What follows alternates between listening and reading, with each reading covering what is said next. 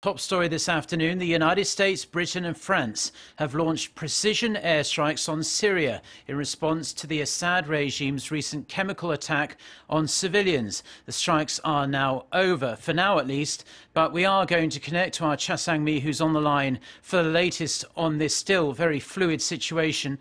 Sang-mi, US President Donald Trump announced these strikes a couple of hours ago.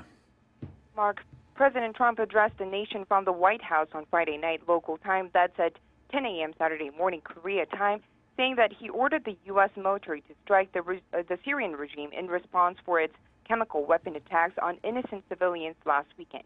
Take a look. I ordered the United States Armed Forces to launch precision strikes on targets associated with the chemical weapons capabilities of Syrian dictator Bashar al-Assad.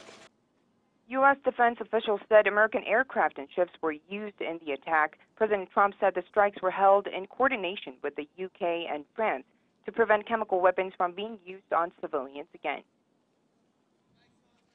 The combined American, British, and French response to these atrocities will integrate all instruments of our national power: military, economic, and diplomatic.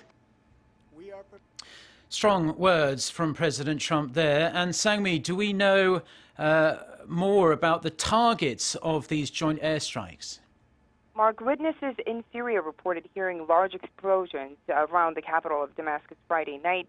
At a Pentagon briefing held an hour after President Trump's announcement, U.S. Defense Secretary James Mattis and U.S. Chief of Staff General Joseph Dunford said the targets included a scientific research center in Damascus area and a chemical weapons storage facility. All three targets were related to chemical weapons capabilities. Going back to President Trump's announcement, he criticized Russia and Iran for backing the Assad regime, saying, quote, "What kind of a nation wants to be associated with the mass murder of innocent men and women and children?" Trump called out the two nations, saying that they should be withdrawing out their support for Syria's barbarism and brutality.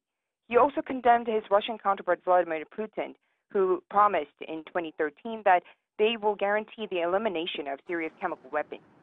As far as now, there are no reports saying Russia responded militarily to the airstrikes as they had threatened to do earlier this week. Mark?